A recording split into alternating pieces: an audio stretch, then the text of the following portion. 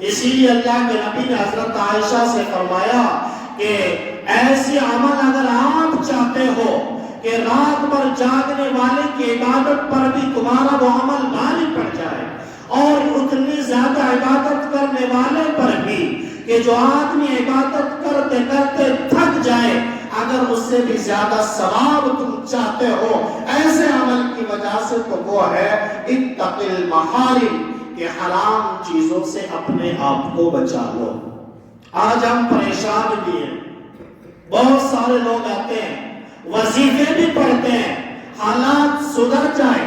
ہمارے معاملات بن جائیں، ہماری مشکلات آسان ہو جائیں، بتانے والے وظیفہ بھی بتا دیتے ہیں کہ اتنی مرتبہ یہ پڑھنا ہے، اتنی مرتبہ یہ پڑھنا ہے۔ وظیفہ پڑھنے کے باوجود بھی ہمارے کام نہیں بنتے، اس کی اصل وجہ کیا ہے؟ اللہ تبارک و تعالی نے فرمایا وَمَن يَتَّقِ اللَّهَ يَجْعَلْ لَهُ مِنْ أَمْرِهِ يُسْرًا۔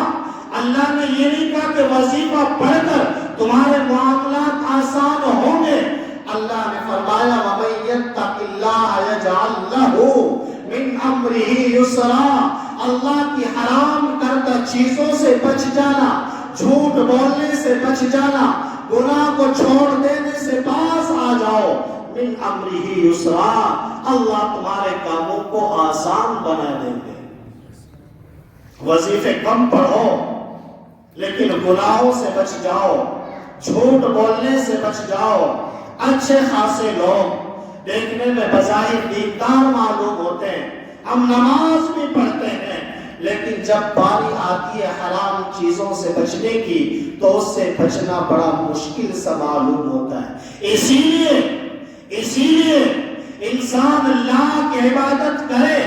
ہماری عبادت میں وہ تاثیر نہ رہی جو اللہ تبارک و تعالی نے فرمایا ان الصلاۃ تنہا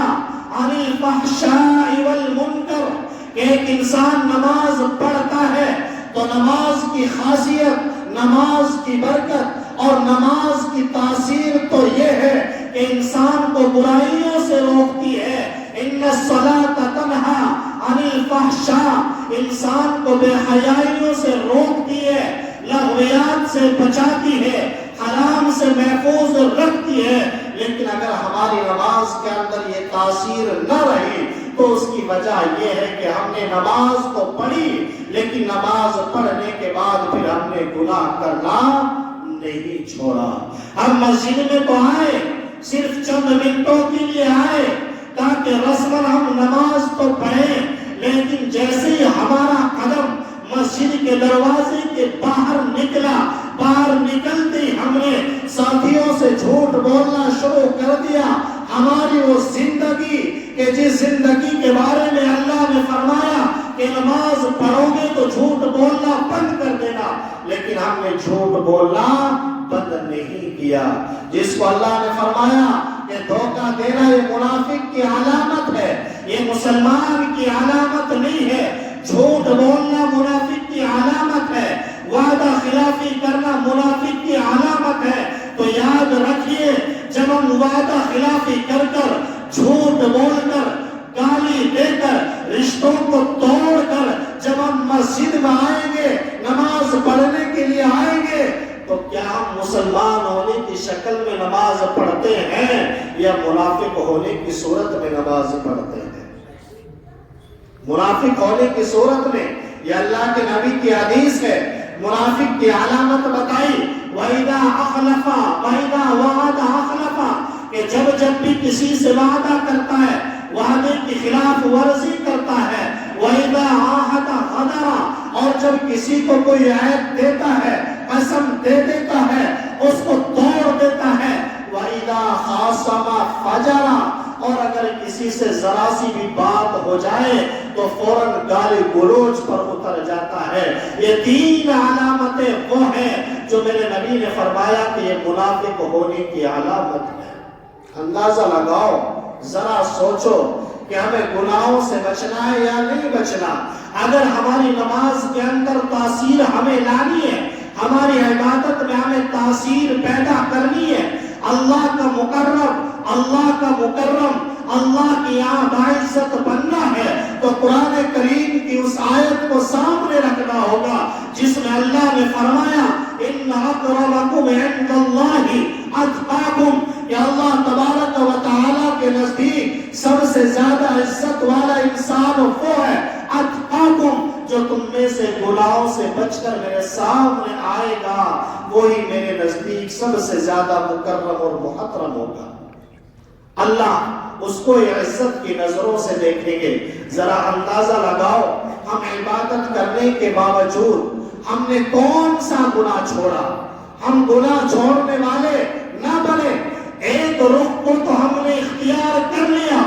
دین کے صرف ہم نے ایک رخ کو اختیار کیا کہ ہم عبادت کرنے والے تو بن گئے، لیکن یہ عبادت جہاں مکمل ہوتی ہے، اللہ جس عبادت سے خوش ہوتا ہے، اللہ جس عبادت کو قبول کرتا ہے، وہ عبادت مکمل اس وقت ہوگی جب ہم حرام کاموں سے بچ جائیں گے،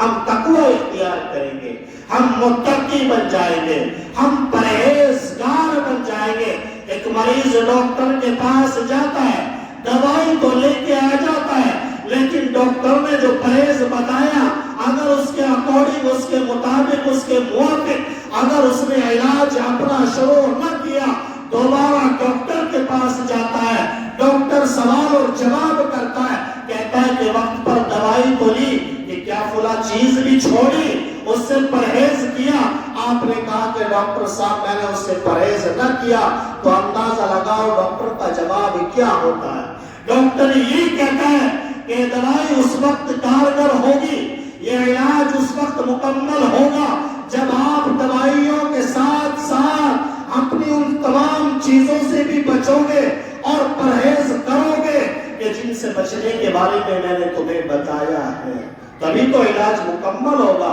اسی طرح سے یہ دین اور ہماری یہ عبادت بھی، ہماری یہ نماز بھی، ہمارے یہ روزے بھی، اور ہماری یہ قرآن کریم کی تلاوت بھی، ہماری تہجد بھی، ہمارے عمرے اور ہمارے حج بھی اسی وقت میں مکمل ہوں گے جب ہم ان کے ساتھ ساتھ تقوی کرنے والے بن جائیں، پرہیز کرنے والے بن جائیں، حرام چیزوں کو چھوڑنے والے بن جائیں، حلال چیزوں کو اپنانے والے بن جائیں، تب جا کر ہماری یہ عبادت کامل اور مکمل ہوگی، اللہ کے نزدیک بھی یہاں قابل قبول ہوگی۔ ورنہ ہم ہر نماز کے بعد، اپنی ہر عبادت کے بعد اللہ کے سامنے ہاتھ تو اٹھاتے، ہاتھوں کو تو پھیلاتے، کعبے کی در و دیوار سے چمٹ کر ہر وقت ہزاروں لاکھوں انسان ساری امت مسلمہ پر رحم کی دعائیں تو کرتے ہیں، ہر جگہ پر دعائیاں تو ہوتی ہیں، لیکن ہماری دعائیں قبول نہیں ہوتی۔ ہماری دعائیں قبول نہ ہونے کی وجہ یہ ہے ہم نے نماز تو پڑھی، قرآن کریم کی تلاوت تو کی، ہم لاکھوں روپیہ خرچ کر کے میرے بھائیوں حج کے سفر پر تو گئے، کعبے کا دیدار تو ہم نے کیا، ہم نے مستلزم کو تو چوما، ہم نے مقام ابراہیم پر 2 رکعت نفل تو پڑھی، لیکن میرے بھائیوں ہم گناہ کرنے سے باز نہ آئے۔ اس لیے دعا کے قبول ہونے کے لیے شرط یہ ہے کہ انسان تقوی اختیار کرے، حرام چیزوں سے بچے، حرام کھانے سے بچے، حلال کو اپنی زندگی بنا لے، وہ آدمی متقی ہوگا اور اسی آدمی کی دعا بھی قابل قبول ہوگی۔ لیکن اگر ہم ایک طرف نماز بھی پڑھتے رہے، عبادت بھی کرتے رہے، لیکن اگر ہمارے اندر تقوی نہ آیا، ہمارے اندر گناہ کو چھوڑنے کا جذبہ پیدا نہ ہوا، ہم متقی نہ بنے، تو یاد رکھیے کہ جس طرح سے ہاتھوں ہاتھ ہم دیکھتے ہیں کہ ہماری دعائیں قبول نہیں ہوتی، تو ہو سکتا ہے کہ ہماری نماز اور ہماری عبادتیں بھی کیسے قبول ہو سکتی ہیں۔ میرے نبی نے فرمایا، میرے اللہ نے فرمایا وَمَن يَتَّقِ اللَّهَ يَجْعَلْ لَهُ مِنْ أَمْرِهِ يُسْرًا، انسان زندگی کے معاملات سے، کاروبار کے معاملات سے، ہر اعتبار سے اگر وہ پریشان ہے اور وہ چاہتا ہے کہ میرے معاملات کی، میرے کاموں میں لگی ہوئی الجھنے، گرے اور گاٹھیں اگر ان کو کھولنا چاہتے ہو، تو اللہ نے فرمایا وَاتَّقِ اللَّهَ، تقوی اختیار کرنے والے بن جاؤ، گناہ کرنا چھوڑ دو۔ ایسا نہ ہو کہ جمعے کی نماز پڑھنے کے لیے تو ہم آئے لیکن جو گناہ ہم اب سے پہلے کرتے تھے وہ بھی ہم کرنے لگے۔ ہم حج کرنے کے لیے تو گئے لیکن حج کرنے سے پہلے اگر ہم نمازی نہیں تھے، حج کرنے سے پہلے اگر ہماری زندگی میں ایسی وقت آیا تھا کہ ہم نے کسی کا حق دبایا تھا، ہم چوری کرنے والے تھے، ہم جھوٹ بولنے والے تھے، حج کرنے کے بعد بھی اگر ہماری کیفیت نہ بدلی تو شاید ہمارا حج بھی اللہ کے یہاں قبول نہیں ہوا ہے۔ یہ عبادت تو اس لیے ہے تاکہ انسان کی کیفیت بدل دے۔ یہ عبادت، یہ قرآن، یہ نماز، یہ حج، یہ عبادت جو ہم کرتے ہیں یہ اس لیے کرتے ہیں تاکہ ان کی برکت سے، ان کی تاثیر سے ہم گناہ کرنا بھی چھوڑ دیں، حرام کاموں سے باز آ جائیں اور حلال چیزوں کو اختیار کرنے والے بن جائیں۔